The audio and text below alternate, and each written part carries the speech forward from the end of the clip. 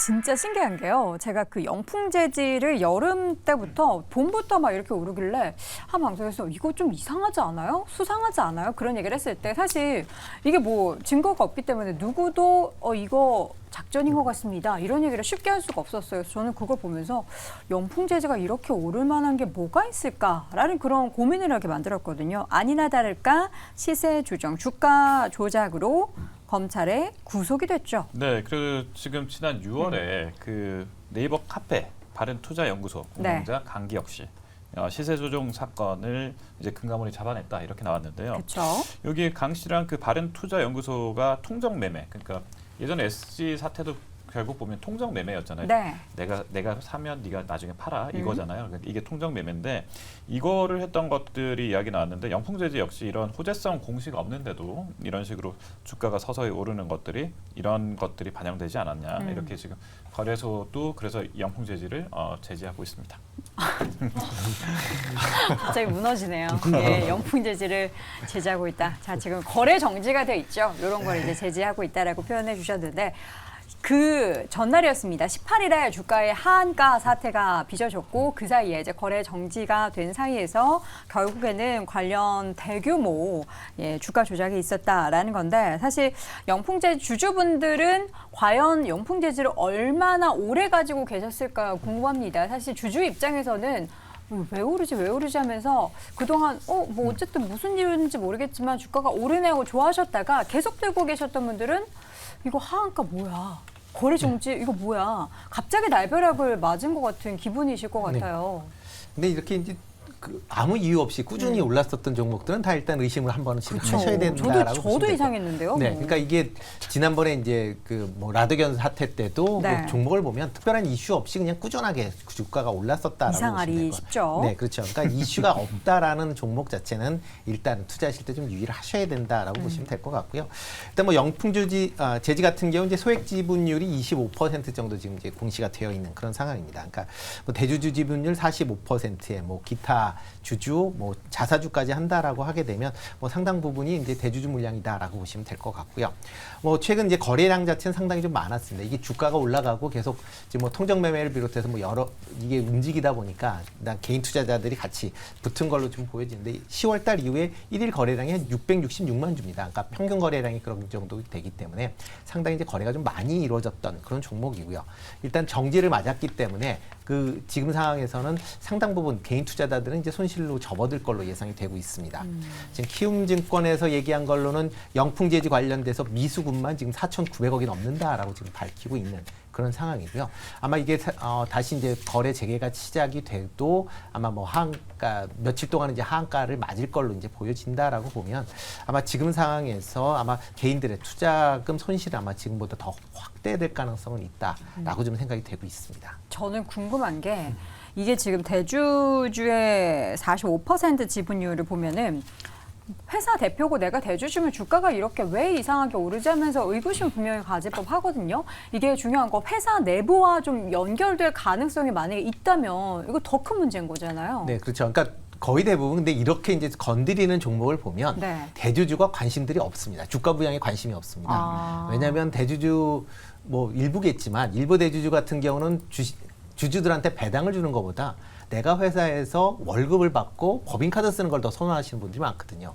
그러니까 그렇기 때문에 굳이 내가 배당을 왜 해야 되냐라는 생각들을 많이 하시기 때문에 주가가 오르면 오르는 거고 뭐 나하고는 관계없다. 내가 팔 것도 아니니까 라는 생각들이 좀 강하다라고 보시면 될 것 같습니다. 네. 그렇기 때문에 이런 종목들 같은 경우에는 뭐 대주주가 뭐 설령 알았다라고 해도 뭐 주가 오르는 거니까 뭐 나쁘지 않다라고 이제 그냥 뒀을 가능성도 있고요. 네. 특히 이제 영풍재지의 이제 대주주가 이제 대한금속이라는 회사입니다. 그러니까 대한금속이라는 회사가 과거에도 이제 약간 이제 주가 흐름을 본다라고 하게 되면 조금 손타는 그런 이제 그 경향들이 좀 있었기 때문에 이번에도 그런 성향들이 같이 좀 있지 않을까라는 생각을 해보고 있고요. 네. 특히 이제 대한금속의 이제 대주주 같은 경우에는 뭐 대한금속 홀딩스라고 돼 있는데 여기에 이제 사장이 과거에 이런 이제 그 금전 관련돼서 회사의 금전 관련돼서 한번 그 법적 이제 조치를 당한 적이 있기 때문에 그런 걸 감안한다라고 하게 되면 이번에도 뭐 회사 측에서는 몰랐다라고는 하지만 아마 연결돼 있는 경우가 좀 많다.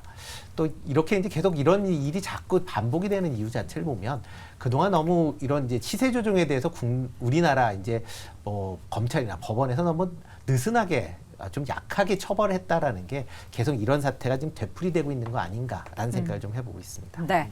우리가 이제 속썩이고 있는 종목은 뭐 이거는 주가 조정은 아니지만 뭐 관련해서도 계속해서 뭐 악재가 좀 쏟아지고 있죠. 카카오도 지금 투자총괄 대표에 이어서 김범수 창업자가 이제 지금 소환 통보가 있었죠. 네, 지금 현재 소환됐습니다. 그래서 네. 지금 들어와서 이제 여기 뭐 조사를 받고 있나요? 조사를 받고 있고요. 뭐 지금 이제 기자들 저희 기자들도 지금 나가 있습니다만 하실 말씀이 있느냐 이랬을 때 지금 철저히 함구하고 있는데 이거 이제 그 쟁점은 이겁니다. 하이브 공개 매수를 했을 때 카카오도 이제 이 참전했지 않습니까? 이랬을 때 이제 그 카카오가 조직적으로 이렇게 해서 이게 뭐 올렸다. 이런 쪽이 이제 하이브 측에서 이제 주장한 거고 이걸 금감원에서 실제로 그렇다라고 어느 정도 인지 수사가 됐으니까 그래서 이 부분에 대해서 조사를 적극적으로 하는데 여기에 대주주인 김범수 전 의장이 개입돼 있다. 이런 정황이 포착됐다. 이렇게 해서 이번에 부른 거거든요. 네. 그래서 이 부분이 근데 쟁점은 아직 다툴 여지가 많습니다만 이게 조작이다라는 표현 자체가 카카오한테는 상당히 악재이지 않습니까? 네. 그래서 이 부분을 좀 더 면밀히 봐야 되겠습니다. 네. 카카오 주가 조작 혐의에 창업자까지 지금 조사를 받는 상황. 주가도 오늘 반등을 못하고 있습니다. 카카오 주주분들은 이제 카카5 아니고 카카3이다. 이런 얘기까지 할 정도로 굉장히 주가에 대해서 이 힘없는 시장에서 뭔가 끌어올릴 만한 모멘텀 전혀 없다라고 판단하는데 주주분들은 그냥 뭐 갖고 있을 수밖에 없는 거잖아요. 워낙에 그 하락폭과 손실폭이 커서. 그렇죠. 이 카카오 같은 경우는 굉장히 오랜 기간 하락을 하고 있고 네. 그리고 이제 기업 자체가 워낙 우리 실생활에 많이 익숙한 기업이다 보니까 이 기업에 대한 뭐 리스크보다는 기대감이 계속해서 있었던 게 사실인 것 같습니다. 하지만 현재까지 이 상황을 놓고 보자면 계속해서 지속된 그런 첫 번째로는 쪼개기 상장 그리고 두 번째로는 지금 경영진 리스크까지 부각이 되고 있는 상황인데 심지어 이 경영진 리스크를 통해 가지고 만약에 처벌을 받게 된다면 지금 카카오가 보유하고 있는 카카오뱅크의 지분 같은 경우도 매각을 해야 될 가능성이 굉장히 높은 상황입니다. 네. 그래서 이제 이 카카오 같은 경우는 그룹주 자체가 굉장히 크게 흔들릴 가능성이 높고 무엇보다 더 중요한 것은 개인 투자자분들 입장에서 이제 이 카카오라는 기업에 대한 신뢰도를 굉장히 많이 잃었다라고 볼 수 있는 거죠. 그래서 이런 부분들이 지금까지 악재로 우리가 생각을 하고 있는 부분이고 좀 어려운 부분인데 그래도 이 카카오가 뭐 적자가 나거나 굉장히 안 좋은 기업은 또 아닙니다. 시가총액에 비해서 영업이익이 좀 덜 나오긴 하지만 매출이 8조 원대, 영업이익이 4천억이 넘어가는 기업이기 때문에 그래도 이 회사가 이제 좀 정신을 차리고 정상적으로 이제 투자자분들의 그런 신뢰를 회복할 수 있는 길을 걷게 된다면 그래도 시간이 좀 걸리더라도 어느 정도 회복할 가능성이 높다라고는 보고 있습니다. 다만 이 지금 진행되고 있는 이 김범수 창업자 그리고 여기 보시면 투자총괄 대표 관련되어 있는 이런 이슈들이 좀 카카오에는 유리하게 진행이 돼야지만 이제 유리한 주가 흐름이 나올 것 같은데 네. 일단 업계에서는 지금 이게 조작의 가능성을 좀 더 높게 보고 있는 부분이 분명하기 때문에 이런 부분들은 이제 보유하신 분들이야 뭐 좀 비중 조절을 하거나 좀 장기로 생각을 하셔야겠지만 네네. 신규 투자자분들의 입장에서는 좀 불확실성이 제거되고 나서 접근하시는 게 맞지 않을까 이렇게 의견 드리겠습니다. 지금 카카오 주주분들 중에서는 어쨌든 지금 손실이 커서 저가 매수를 해서 조금 더 평단가를 낮추는 그런 전략을 좀 구사하고 싶어 하시는 분들도 계신데 언제 그러면 이거를 더 살 수 있는 거예요? 그런 걸 하지 마셔야죠. 저가 매수하지 마요. 네, 아니, 그러니까 빨리 그 쪽 해서. 이미 몇 년 됐잖아요. 1, 2년 사이에. 그럼 네. 몇 번에 걸쳐서 이렇게 내려올 때 실력이 들었다 계속 나오잖아요. 그렇죠? 그때는 알아서 파시고 나오는 게 맞고요. 한번 찌그러진 그 레퓨테이션이 회복되는 데는 사람이 하는 거기 때문에 금방 안 됩니다. 어떤 뭐 물량 제품이 나가서 어떤 쇼핑하고 어떤 상품을 파는 입장에서는 네. 상품의 콜이 안 되고 이건 좀 기다리면 되는 건데 네. 이건 그런 의미가 아니잖아요. 평판 자체가 그렇죠. 안 좋아지는 그거는 걸? 사람이 바뀌지 않으면 안 바뀌는 거. 사람은 쉽게 안 바뀌는 거고 사람이 바뀌는 건 큰 시련이 어느 정도 시련이냐. 감옥에 가서 한 몇 년 썩고 이런 정도 시련을 겪고도 잘 안 고쳐지는 거예요. 여기 얘기하는 게 아니고 네네. 보통 사람들이 그렇기 때문에 상당히 리스크가 처음에 발생했을 때 리스크를 굉장히 얼러트 이렇게 보시고 하셔야 이미 늦었죠. 그렇죠? 이거는 제가 봤을 때는 이게 그 사법적인 처리나 뭐가 확정이 되고 나서 네, 오히려 네. 변화가 어쩔 수 그러니까 외부에서 다 털어지고 힘내서 나서. 됐을 때 그때 접근하실 수 있는 네. 기회라는 거기 때문에 지금도 사실은 의미가 없다라고 저는 보고요. 분석이 애널리스트들이 안 할 때는 이유가 있는 겁니다. 비싼 월급까지 받으면서 할 필요 없는 걸 안 하는 거기 때문에 아까 뭐 키움 아까 뭐였지?